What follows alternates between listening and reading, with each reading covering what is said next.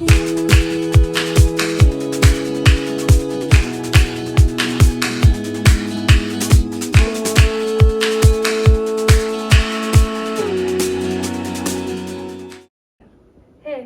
Hey there. Hey, my name's Calvin. Say that again?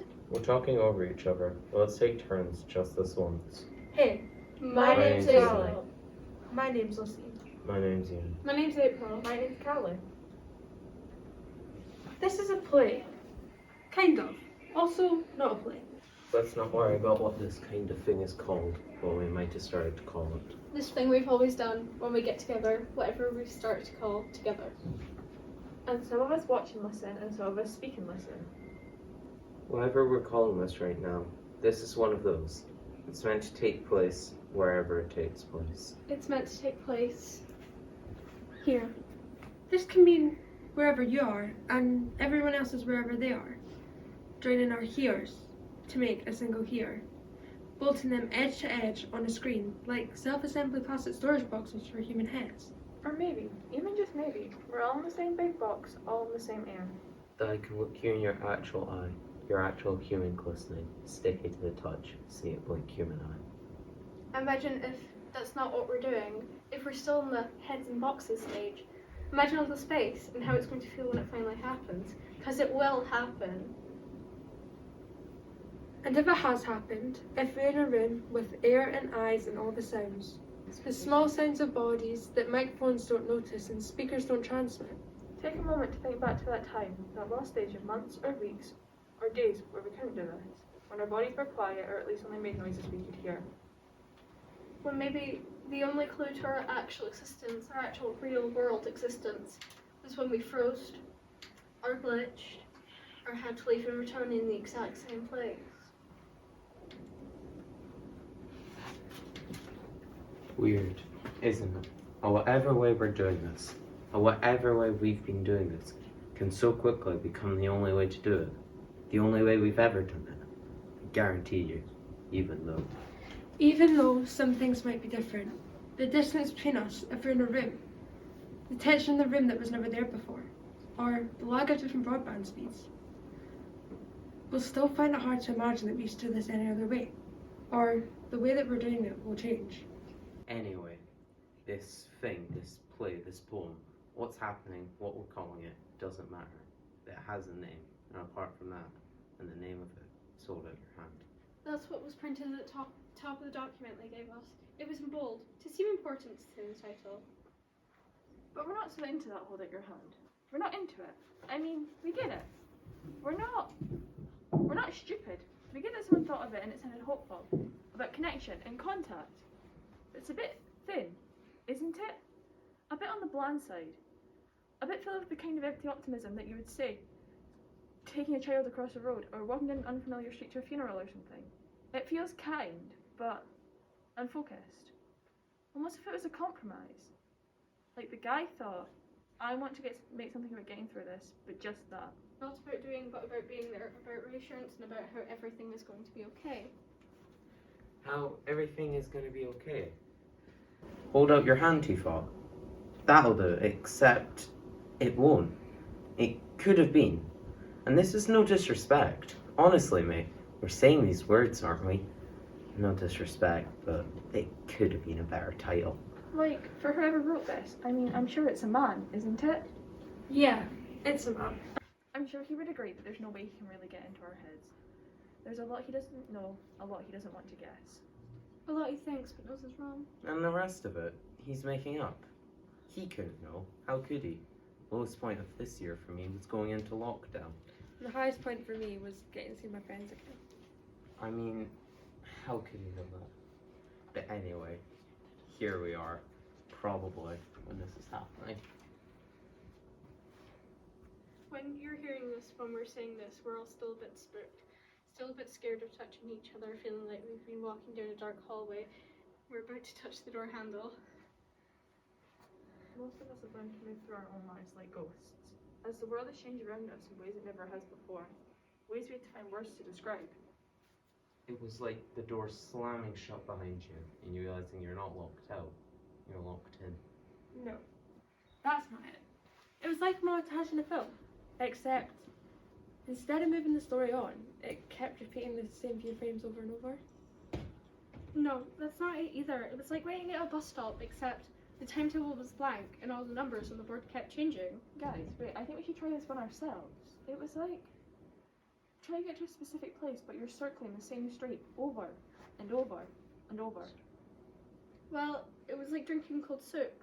You know something's off, but you just can't tell. It was like everyone you loved was masked by a thick fog, but you couldn't get close enough to recognize them. That's what it was like. Maybe it still is. So, anyone else been having really weird dreams? Don't worry, we're not going to tell you about our dreams. Except, I had this dream. We literally just said this wasn't going to happen. Just one. Let me tell you, just one. So, I had this dream where I was standing in a field and the floor just caved in and I just started falling and falling. You know the jolting feeling in dreams where you're supposed to wake up? I was waiting for that and it never happened. I just kept falling. Well, I had this dream where I was back in my old house, but there was giant ants everywhere and they were attacking us. Well, sorry to ruin the mood, but I can't give an opinion on this really. But I do remember this one dream where I was just standing alone in a dark, empty room. Look, I know this guy's no good at titles, but maybe, just maybe, we can trust him to give us one useful dream. It's worth a try. So, I had this dream where I was walking outside, but it wasn't my outside. As in, not what I'd see if I walked out the door. It was an outside that differed in second. Very important respects from anywhere I normally find myself.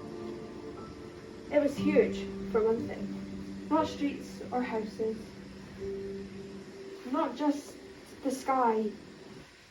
The sky, not just a ribbon stretched out over a road, glimpsed between the artificial horizon, made by buildings closing on either side. It was bigger. Even the landscapes were buildings. Wider than Ruler. More distant from the glimpse you get sometimes of distant hills. The ground was flat. Not grass flat or artificial car park flat or rock flat, but the flat of an afternoon spent looking out at a leafless winter tree. And the ground, the colour of the light fading on a wasted day. And the sky, thrown over like an overwashed bedsheet. And the sun, invisible light, just seeming to come from every direction. No shadows, no bright. And me, not even in the middle of this, because there is no middle. I was definitely there, like, in my body. I was definitely in my body. I was absolutely, definitely me. Wearing my clothes, my height, my hair, my skin, standing there in all that empty ground, in a colourless jean, version of my everyday shoes. I stood there for a long time. Is that it? Is that the dream? No, I was just doing a long time. Oh, sorry. It's okay. I stood there for a long time and I thought, do you ever think in dreams? It's really hard, but I thought the world was happening without me. And then I thought about if that was true. I didn't really feel grief. I didn't really feel happiness. There were many things I was glad to lose, but there was many things I've missed. I guess it kind of balanced out to a state of mind that felt like landscape looked. I was sad to lose being in some part of the city on my own, feeling knowing, feeling unknown. But I was glad to lose the eyes of strangers on me. I was glad to lose having to think about how I was going to dress, the worry of what might be thought of me. I was sad to lose the reason to get dressed at all. I was sad to lose some kinds of touch, but I was glad to lose some other kinds of touch. Glad to lose the people I didn't care about. I was sad to lose those courses. I was glad to lose people I didn't care about. But I was sad to lose the people I did actually care about. But most of all, I think it was control. I was sad to lose control. It was like the whole world was a mug that had just been dropped. You know that moment in your life when you've just made a drink and everything's right in your life? But for some completely stupid reason, the mug's not in your hand. And your fingers flash through empty air. And for a frozen fraction of a second, the whole thing's laid out before you. There's nothing you can do but watch it spin in progress to the floor. The way that you feel in that moment, like a bystander does an accident, except that accident's your life. That's the way the dream felt, standing there in all that emptiness.